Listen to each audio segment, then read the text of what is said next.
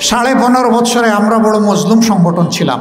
আমাদের অফিস তালাবদ্ধ, আমাদের নিবন্ধন কেড়ে নেওয়া হয়েছে, আমাদের প্রতীক নাই, আমাদের বাড়িঘর বুলডোজার দিয়ে ভাঙ্গা হয়েছে, আমাদের লোকদেরকে খুন করা হয়েছে, ফাঁসিতে ঝুলানো হয়েছে, আমাদের লোকদেরকে গুম করা হয়েছে, আয়না করে পাঠানো হয়েছে, শেষ পর্যন্ত আমাদেরকে নিষিদ্ধ করা হয়েছে। কিন্তু 5 আগস্ট আল্লাহ তাআলা যখন এই জাতিকে সাময়িক মুক্তি দিলেন, আমরা সেজদায় পড়ে আল্লাহর শুকরিয়া আদায় করলাম। আর আমরা ঘোষণা করলাম, যারা পাশবিক চরিত্রের তারা পশুর কাজ করেছে, আমরা সেই কাজ করব না। আমরা কারো উপর থেকে ব্যক্তিগতভাবে কোনো প্রতিশোধ নেব না।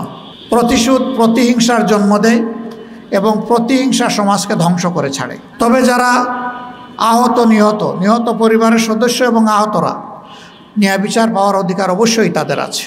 ন্যায় বিচারের জন্য তারা আদালতে যাবেন, কিন্তু কেউ নিজের হাতে আইন তুলে নেবেন না। আমরা আমাদের সহকর্মীদেরকে বললাম যে আপনারা শান্ত থাকুন, ধৈর্য ধরুন, কেউ কারো উপর হাত বাড়াবেন না।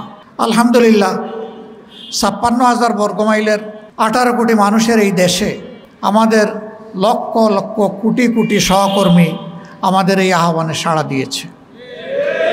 প্রমাণ করেছে আওয়ামী লীগ দায়িত্ব জ্ঞানহীন নিষ্ঠুর পাষাণ হলেও আল্লাহ তাআলা আমাদেরকে বিবেক দিয়েছেন, আমরা দায়িত্ব জ্ঞানহীন হতে পারি না।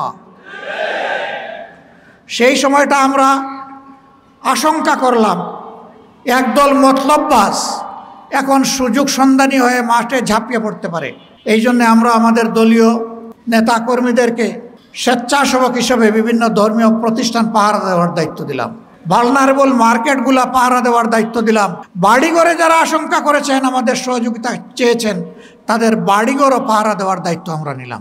হ্যাঁ, তাদের কেউ যদি কালপ্রিট হয় আমরা আইনের হাতে তাদেরকে তুলে দেব, কিন্তু নিজেরা আইন হাতে তুলে নেব না।